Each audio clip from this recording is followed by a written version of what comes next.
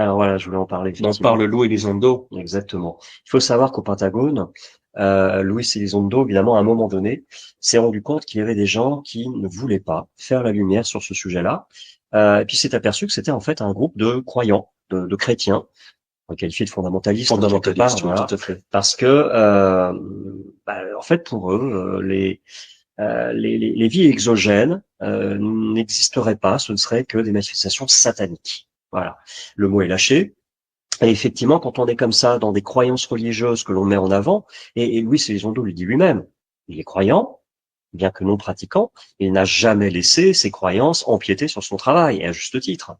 Il disait même que quand il est allé faire la guerre contre des croyances religieuses, etc., mais il y était pour des raisons politiques. Voilà, ce n'est pas une guerre sainte.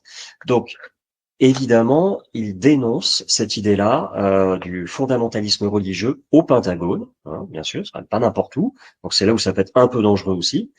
Et à un moment donné, d'ailleurs, quelqu'un d'autre dans la haute échelle de responsables au-dessus de lui, lorsqu'il était encore à la l'ATP, au Pentagone, euh, lui ordonnera effectivement de cesser ses enquêtes parce que pour lui, il sait très bien qui c'est Satan. Voilà. Mm.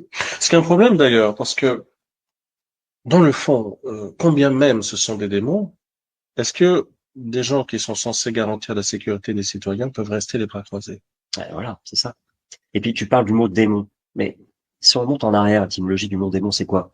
C'est démon, c'est le mot grec qui signifie en fait une espèce d'esprit intercesseur entre les humains et d'autres mondes. Les esprits intercesseurs qu'on retrouve d'ailleurs Chez les musulmans, qui est l'île, par chez les exemple. musulmans, au Gabon, en Côte Ouais. d'Ivoire, enfin dans toute le bassin Afrique subsaharienne. On pourrait parler d'anges chez les chrétiens, Exactement. d'ailleurs, lui en parle Et qu'on aussi dans le livre. retrouve en Sibérie à travers les chamans. Ouais.